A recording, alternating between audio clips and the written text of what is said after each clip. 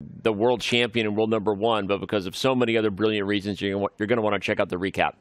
But all right, guys, Ding Liren defeated Praggnanda in Armageddon all the way back in round 2, but now he has the black pieces. Anna, your thoughts on his mindset coming in here and whether Ding Liren, can he get it done here? I think he will be perhaps more confident against Pragg because of that earlier win over Pragg in the tournament. That was his only win. That was Ding Liren's only win in the event in Armageddon. But it's also disappointing that he went for a draw in the classical game earlier, where he had so much time and there was so much life in the position. And if he was in form, he definitely would have played on. So I think Pragg has escaped. He escaped from a really tough position, and he should be the one that has the psychological edge coming from that classical game. Yeah, and it is Pragg who switches things up. No more e4, e5, no more stodgy Italian games. It's the Trompovsky attack this opening, where black gets the bishops, but does have to suffer with doubled f-pawns for a long time. Ding maintaining pace on the clock for now, but I love the Trompovsky. Yeah, you don't see it often enough in my book. English School of Chess. When English School of Chess. I've got a crazy Julian Hodgson story to tell you. Oh, like crazy Julian Hodgson. I know you don't need many more, but I've got a crazy Julian Hodgson story to tell you that has to do with the Trompovsky in Las Vegas and a wild night. But okay, we're not going to get into that right now. Julian Hodgson wrote the book on the Trompovsky for many years. He was Mr. Trompovsky. Really, he was. And so if anyone's interested in a unique and dynamic weapon for white, the Trompovsky is that. I played it for years, and this is exactly what you said, David. A position where black has the dark square bishop that white lacks, but the double pawns. I think a good choice by Pragg, just being honest. I think when you're playing for a win as white, you need these dynamic imbalances. Go for it, and I think a good choice from Praggnanda. Yeah, minimal theory. The players are just playing a position kind of fresh here with their own eyes, and yeah, really tough to say whether Black King's going to castle. Will it go long, where it might face a pawn storm? Will it go short, where it has fractured pawns around it? Anna, who would you rather be right now? I would prefer this from white's perspective. I really like the knight on d4. I know it's not an eternal knight, but if you try to chase it, I'm going to have an even better spot on f5. So e5 is kind of out of the equation here. It would create too much of a weakness on f5 and a knight outpost for white. I'd like to see what white is going to do in terms of the rest of the activity. I was going to say of the pieces, and the Praggnanda answers with queen h5 immediately threatening knight takes e6. Will black castle or play the delayed bone cloud? My gosh, black does castle, and this is amazing. Like you said, what is white going to do with the rest of the pieces? The biggest piece, the queen, she enters the arena ice cold, and Pragg is going to try to go all in here. It's a little risky, though, because that g-file can backfire. At some point, black can use the g-file. And I was just going to say, at some point, you play king h8 and you're preparing rook g8. I love that this is double-edged, and I'm still liking white with a little bit of Trompovsky bias here, but this is going to be fun for sure. Yeah, it's going to be a lot of fun.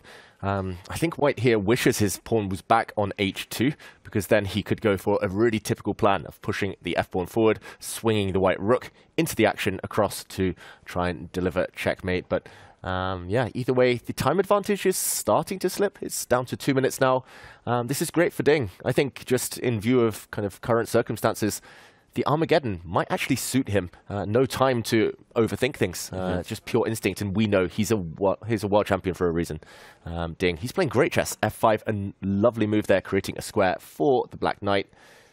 And he's playing really well. I'm starting to prefer black now. I love that point, David, just that the faster time control doesn't allow Ding Liren to sort of get in his own way, right? To get in his own head. And I saw you nodding along there. You want to add to that point. The point is, it's just sometimes you need that. Sometimes you need a chance to just, like they say, have fun. It's like just go play street chess for a little bit, right? Remember why you do it. And I think that maybe that's why he beat Pragg before in Armageddon. That's a very good point, and maybe if he could steer his games toward draws in classical, we would see a lot more joy in his play, because in Armageddon he does have a bit more of that, what you mentioned, why do you play chess? Why did you start playing chess? For the love of the game, for the excitement that you see when you spot moves like knight to g8. Does he need to play knight g8? Is that the only move? I think that might get an advantage for black, potentially, but I don't see what's wrong with d takes c6. I think there's actually ideas of a big sacrifice by Pragg. He'll throw his knight out the way, he'll try and take the black bishop, take the black knight later on, but there we go, he takes the pawn. I think he's bluffing Pragg here, because black has draw odds. A move like knight c6 that the blue arrow shows would only lead to a draw. That is a great bluff, because it's a winning bluff. Brilliant. But cannot go for a draw. We should show it really quickly. Knight to c6. This shows laughing in the face of the evil chess.com computer. Ha ha ha ha, take that. Rook takes d6, queen takes d6. And oh yeah, you draw, but guess what? Objectively not the best thing to do when black wins on a draw in the Armageddon format. I love it. Just trolling some of the amazing product team who we have fun talking about. Look at that equal sign, dropping the emotes like they're hot. David Howell over there on the corner. But yeah, knight to c6 is of course the move, but not here, not in Armageddon. Yeah, Pragg, he was the one to bluff with c4. He hadn't worked it out. He played it on instinct, but the bluff was called. And Ding, great move there. And he calculated it relatively quickly. Time advantage only 1.5 minutes. If black gets one more move, if black gets the move rook to g8, he's going to be safe forever. The black king will be nice and cozy in the corner. So I think Ding here, a huge favorite to take this match. I agree. I think this is, again, great chance for Ding. I just hope we are not jinxing it, because we said that about the classical game too earlier, that he had great chances to bounce back. So I'm hoping it's okay to say that he does have great chances. He does. And again, because what's going to happen here in just a second, everyone, is Praggnanda is not going to play knight to c6, and then the eval bar is going to slide for black. Because knight to c6 was the only way to hold the balance, and now black is up a pawn, has the dark square bishop. Rook to g8 will come, and then rook to g6, and now white's pieces start getting pushed back. The queen and the knight, the whips are going to keep the lions at bay, and Ding Liren with his maybe best chance. Again, Armageddon is where it's at. Doesn't have time to think, can just have fun. Wow, he could win his second match of the event, both times against Pragg. We often see this phenomenon, these head-to-heads. You might struggle against certain opponents, but often you dominate certain opponents. And Pragg just hasn't got his usual game going against Ding in either of their two matches, Anna.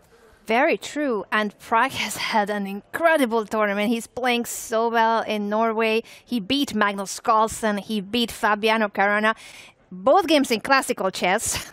The world number 1 and the then world number 2, since Hikaru has taken over the world number 2 spot. But obviously, beating both Magnus and Fabiano is huge in classical chess. Now there's a few moves appearing on our board as mistakes, but rook g8 is appearing as the best move, and Ding Liren finds it again. This has been just great chess from him. We want to see more of this, and it's Armageddon delivering, not just here with the Norway chess format, but delivering for Ding Liren when he needs it most. Now he finally has a game that he can just play fast and not overthink it and get in his own way, get in his own head. Rook to g6. By the way, the healthy pawn majority for black on the queen side is just 3-on-2. So the moment those tactics are no more, the moment you simplify, what happened? There's a blunder. No. What is it? Oh no! What is it? Knight takes h7. No, that's not. Oh my god! I thought I blundered that. What? Oh my god! And Pragg finds it.